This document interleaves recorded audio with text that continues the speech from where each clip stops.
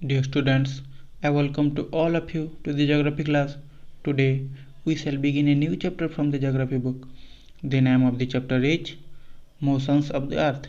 So students, let us start the lesson.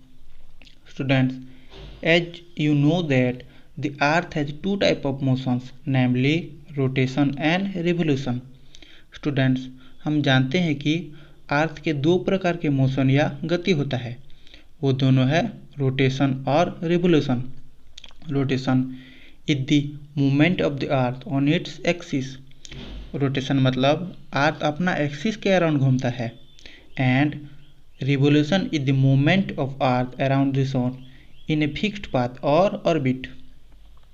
Revolution मतलब earth सन के around एक fixed path पे घूमता है. Students, the axis of the earth, which is an imaginary line, makes an angle of 66 half degree with its orbital plane. The plane formed by the orbit is known as orbital plane. जो अर्थ का axis होता है वो एक imaginary line होता है जो 66 half degree का एंगल बनाती है उसके ऑर्बिटल प्लेन के साथ. तो अर्थ टिल्टेड होती है 66 हाफ डिग्री पर. अर्थ की साइड का जो इमेजिनरी एरिया होता है जिसके तरफ वो टिल्टेड होती है, जिसके अराउंड वो घूमती है, उसको हम ऑर्बिटल प्लेन बोलते हैं. Students, now you can see the figure number 3.1, inclination of the earth axis and the orbital plane. You can see that earth 66 half degree tilted है, मतलब झुका हुआ है, और ये है अर्थ का orbital plane. Dear students, you know that the earth receives light from the sun. अर्थ पर जो लाइट आता है वो सन से आता है. अर्थ का जो पार्ट सन की तरफ होता है उस पार्ट में दिन होता है और उसका ऑपोजिट वाला पार्ट में रात होती है. Students, the circle that divides the day from the night on the globe is called the circle of illumination. जो सर्किल दिन और रात को डिवाइड करता है उसको सर्किल ऑफ इल्यूमिनेशन कहते हैं. Students, now you can see the figure number 3.2, day and night on the earth due to rotation. ये वाला पार्ट में दिन हो रहा है और ये वाला पार्ट में रात हो रहा है. और ये circle, you can see that circle of illumination, ये दिन और रात को डिवाइड कर रहा है, इसलिए इसको सर्किल ऑफ इल्यूमिनेशन कहते हैं. Students, you know that the earth takes about 24 hours to complete one rotation around its axis. The period of rotation is known as earth day. अर्थ अपना एक्सिस में एक चक्कर लगाने के लिए 24 आवर्स या फिर एक दिन समय लेती है. इस रोटेशन के पीरियड को हम अर्थ डे बोलते हैं. ये अर्थ का डेली मोशन होता है. Students, here A question, what would happen if the earth did not rotate. अगर अर्थ रोटेट करना बंद कर दे तो क्या होगा.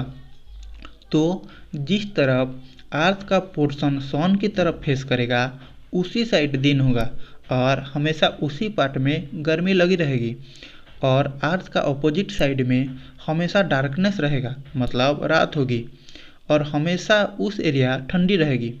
अगर ऐसा होगा तो लाइफ एग्जिस्ट नहीं कर पाएगी, जीवन जीना वहाँ पर संभव नहीं होगा. Students, the second motion of the earth around the sun in its orbit is called revolution. Earth का जो सेकेंड मोशन है उसको रिवोल्यूशन कहते हैं. रिवोल्यूशन मतलब अर्थ सन के अराउंड इसकी ऑर्बिट में घूमता है. अर्थ सन की चारों ओर एक बार घूमने के लिए 365 डे और 6 घंटा लगता है. Students, now you can see the figure number 3.3, revolution of the earth and seasons. तो स्टूडेंट्स, अर्थ एक बार सन की चारों तरफ घूमने के लिए 365 डे और 6 घंटे लगते हैं, और इस रिवोल्यूशन की वजह से सीजन्स में भी चेंजेस आता है. Students, 6 hours saved every year are added to make one day 24 hours over A span of 4 years. 6 घंटा प्रति वर्ष सेव होता है और 4 वर्ष के टाइम में ये 6 घंटे 24 आवर्स या फिर एक दिन हो जाता है। इसी सरप्लस डे को फेब्रुआरी मंथ में ऐड किया जाता है। तो स्टूडेंट्स, प्रति 4 वर्ष में फेब्रुआरी मंथ 28 डेज के बदले 29 डेज होता है। तो ऐसे वर्ष को लीप ईयर कहते हैं, जिसमें 366 डेज होता है। स्टूडेंट्स, अर्थ जैसे सन के अराउंड घूमता है उसी ऑर्बिट को इलिप्टिकल ऑर्बिट कहते हैं। You can C in this figure 3.3। अर्थ जैसे इस ऑर्बिट में घूमता है इसको इलिप्टिकल ऑर्बिट कहते हैं। Students, a year is usually divided into summer, winter, spring and autumn seasons। एक ईयर को यूजुअली 4 सीजन में डिवाइड किया जाता है, summer, winter, spring and autumn. Sun के अराउंड अर्थ की पोजीशन चेंज होने की वजह से सीजन में भी चेंजेस आता है, मतलब ऋतु बदलता है। Students, if you see the figure number 3.3, you will see that on 21st June the northern hemisphere is tilted toward the sun. The rays of the sun fall directly on the Tropic of Cancer। 21 जून को northern hemisphere सन के तरफ tilted होता है, मतलब सन की तरफ झुका हुआ होता है। सन की rays directly Tropic of Cancer के ऊपर पड़ता है। उसकी वजह से नॉर्दर्न हेमिस्फीयर वाला एरियाज में गर्मी होता है। पोल्स वाले एरियाज में सूरज की रोशनी सीधा नहीं बल्कि टेढ़ा करके पड़ता है, उसीलिए पोल्स वाले एरियाज में कम गर्मी होता है और ज़्यादा ठंडा होता है। Students, you can see the figure number 3.3। 21 जून को ये नॉर्दर्न वाला हेमिस्फीयर सन की तरफ झुका होता है, इसीलिए सूरज की रोशनी डायरेक्ट नॉर्दर्न हेमिस्फीयर में पड़ता है। सन की rays directly Tropic of Cancer के ऊपर पड़ता है, उसकी वजह से नॉर्दर्न हेमिस्फीयर वाला एरियाज गर्मी होता है और ये पोल्स वाला एरियाज में सूरज की रोशनी टेढ़ा पड़ने की वजह से उस एरियाज में ठंडा होता है। Students, the north pole is inclined towards the sun and the places beyond the Arctic Circle experiences continuous daylight for about 6 months। Earth का नॉर्थ पोल सन की तरफ झुका हुआ होता है और आर्कटिक सर्किल वाला एरियाज में पूरे 6 महीने के लिए डे लाइट रहती है। क्योंकि नॉर्दर्न हेमिस्फीयर की बहुत ज़्यादा पार्ट्स सन की तरफ लाइट पाता है, उसीलिए इक्वेटर के नॉर्थ वाले एरियाज में समर होता है, मतलब गर्मी का मौसम रहता है। तो the longest day and shortest night at this places occur on 21 जून। तो 21 जून को सबसे लंबे दिन और सबसे छोटी रात होती है और बिल्कुल इसी टाइम में नॉर्दर्न हेमिस्फीयर में गर्मी हो रही होती है। साउदर्न हेमिस्फीयर में बिल्कुल उल्टा हो रहा होता है। साउदर्न हेमिस्फीयर में विंटर सीजन चल रहा होता है। तो साउदर्न हेमिस्फीयर में इसी टाइम रातें लंबी होती है और दिन छोटी। अर्थ की इसी पोजीशन को समर सोल्स्टिस कहते हैं। This position of the earth is called summer solstice. Students, on 22nd December, the Tropic of Capricorn receives direct rays of the sun as the South Pole tilted towards it। 22 दिसंबर को tropic of Capricorn में सन की रोशनी directly पड़ता है, क्योंकि south pole सन की तरफ झुका हुआ होता है। चलो फिगर से समझते हैं। स्टूडेंट्स, आप देख सकते हो कि 22 दिसंबर को अर्थ का सनलाइट साउदर्न हेमिस्फीयर में डायरेक्टली पड़ रहा है, मतलब डायरेक्टली ट्रॉपिक ऑफ कैप्रिकॉर्न में सन की रोशनी डायरेक्ट पड़ रहा है।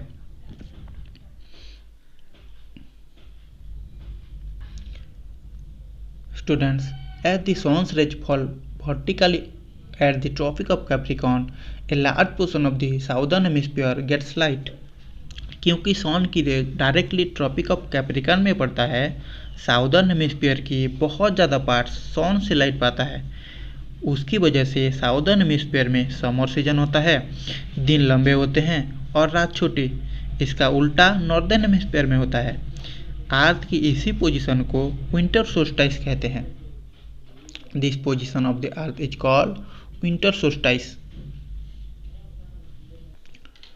Students, On 21st March and September 23rd, direct rays of the sun fall on the equator. At this position, neither of the poles is tilted towards the sun, so the whole Earth experiences equal days and equal nights. This is called equinox. 21st मार्च और 23rd सितंबर को सन की रोशनी directly equator के ऊपर पड़ती है। इसी position में अर्थ का कोई भी पोल्स सन की तरफ झुका हुआ नहीं होता है, इसीलिए अर्थ में दिन और रात बराबर होता है। इसको इक्विनॉक्स कहते हैं। Students, now you can C in this figure 21 मार्च और 23 सितंबर को सन की रोशनी डायरेक्टली इक्वेटर के ऊपर पड़ रहे हैं। इसी पोजीशन में अर्थ का कोई भी पोल सन की तरफ झुका हुआ नहीं है, इसलिए अर्थ में दिन और रात बराबर है। इसको इक्विनॉक्स कहते हैं। This position of the earth is called equinox. Students, on 23 September it is autumn season in the northern hemisphere and spring season in the southern hemisphere। 23 सितंबर को नॉर्दर्न हेमिस्फीयर में ऑटोमन सीजन चल रहा होता है और southern hemisphere में spring season चल रहा होता है। And the opposite is the case on 21 March when it is spring in the northern hemisphere and Ottoman in the southern hemisphere. 21 मार्च को इसका अपोजिट होता है। जब नॉर्दर्न हेमिस्फीयर में स्प्रिंग सीजन चल रहा होता है तो साउदर्न हेमिस्फीयर में ऑटोमन सीजन चल रहा होता है। So students, you find that there are days and night and changes in seasons because of rotation and revolution of earth respectively. तो स्टूडेंट्स, हम जान लिए कि अर्थ की रोटेशन की वजह से दिन और रात होता है और अर्थ के रिवोल्यूशन की वजह से सीजन बदलता है। तो students, here is also the completion of your lesson. Now if you face any doubt in understanding the lesson, you can ask me. I will tell you the answers. Now you have to do the exercises. If you face any doubt while doing the exercises, you can also ask me. Thank you students. Have a very nice day.